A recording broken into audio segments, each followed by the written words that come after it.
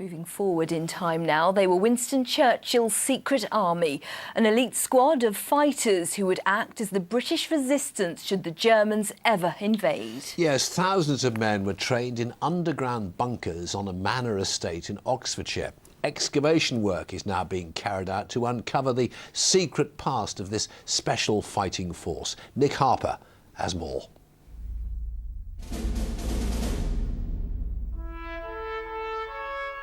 They were one of the war's greatest secrets. So little known about them, it's taken decades to piece together their history.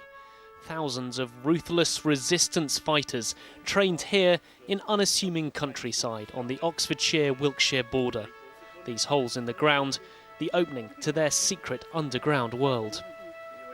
We found 4 of these pulleys, and effectively what would have happened... Up to 500 of these underground operational bases are thought to have been built around the country, many in the south.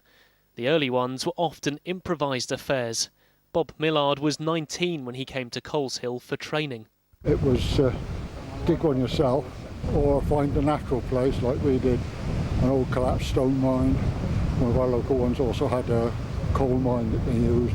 Another one was in another old quarry, and the 2 Admiralty patrols in 18th century ice houses. Range practices? After Dunkirk, with the threat of German invasion high, Churchill ordered guerrilla units to be created from volunteers, often local farmers who knew the countryside. These auxiliary units would wait underground while advancing German troops had passed overhead, then emerge to destroy Nazi command centres and supply dumps. It was a job with only one likely outcome. Bill Ashby's father was posted to Tottington Manor in Sussex. They were civilians, so they didn't come under the Geneva Convention.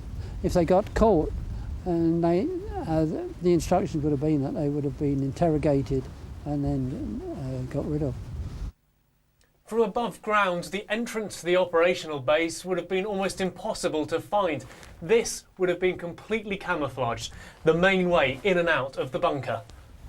And once inside, the living conditions would have been extremely cramped. There would have been up to 8 men inside here, their beds lining the walls, and there was even a chemical toilet just out the back there.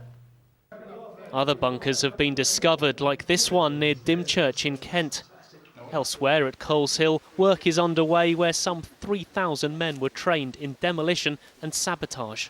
These foundation slabs now all that remain. We're really looking here to try and find any signs of training, living accommodation, anything that can tie back to how the auxiliaries would have worked here.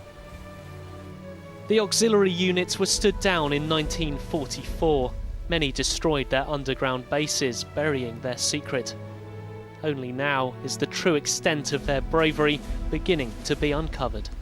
Nick Harper in Coleshill for Meridian Tonight.